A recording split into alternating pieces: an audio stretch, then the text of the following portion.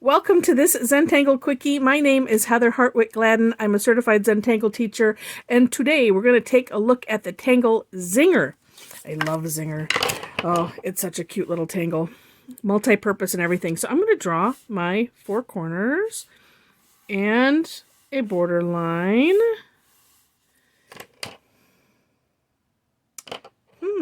And I'm just going to draw a string line across because there are two ways to draw a zinger. So there's two options.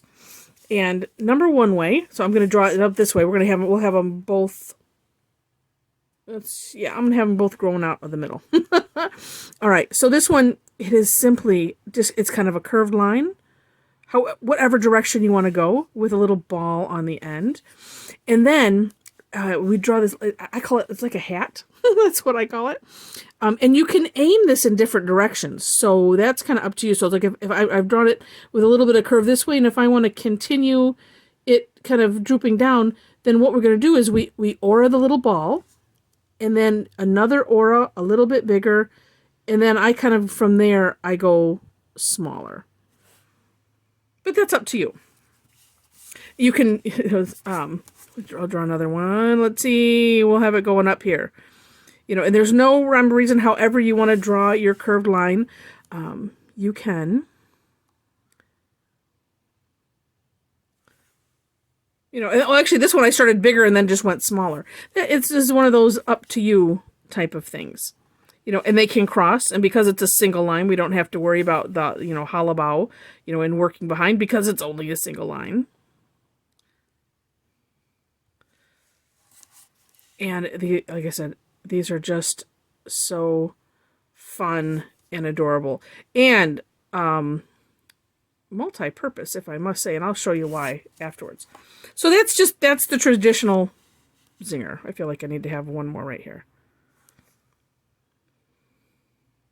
In different sizes, different, somewhat different lengths of the little toppers. But they're just so neat. Then the second way to do this, and it's similar. It's just that we're starting with two lines,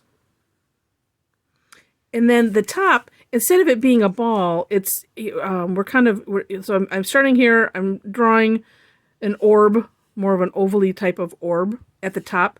This one, if you've done the Tangles poke root, poke leaf, it's similar to that, but we're just drawing this little ball at the top, and then the same idea is down here. Then we're still auraing it. It's just a little bit bigger. Actually, that I would rather have. There we go. And I like to make sure that I end with it like a dot or two, just because. And this same idea. We're just drawing and auraing that top. And I suppose it was, you don't have to, like, I like to have that swell because that's how I see Maria doing it. But it's one of those, it'll take on whatever you want. And then this one, so if you want to cross these ones, this one you have to be careful. So I'm going to cross this. So I'm going to use the hollow bow technique, right, and drawing behind. So that means here's my line. I'm picking up my pen, traveling it over, and continuing on the other side as if I'm going to take this one right outside that border because I want to. Yeah. Oh, and just for composition, we need to have one more over here. And this one, make sure to, that's what I wasn't doing. Make sure to turn your tile so when you do these little curved lines, they're comfortable to do. So that is Zinger. Shading. Generally, there really isn't a whole lot of shading that you can do with this. However, what I like to do sometimes is I will shade one side. So, and especially if they're larger, and we'll just do this on these. I'll do them on well, let's see, we'll do this first one. When you have the opening there, then, with this, I mean, you could do something, but when they're so small, it's hard. We'll just see. And then if, and I might have, I think I did, on some things that I have done, if I'm using color, I will use whatever that, that color is in like a chalk pencil.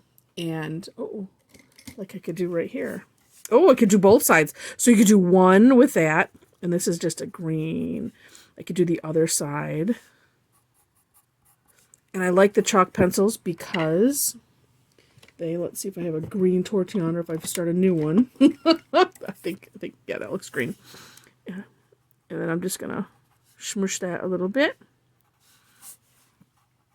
And that's kind of fun. And you could either do it like that, which that looks really neat, or you could just do one side. If I'm using this on toned, we'll try this with just the green on the one side. And this usually I will say, pick a side and stick to it. But that's one of those up to you. But it just adds a little something.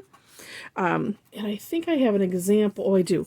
Of using it on a toned paper. So it's just it's like I said, it's a really, really neat tangle.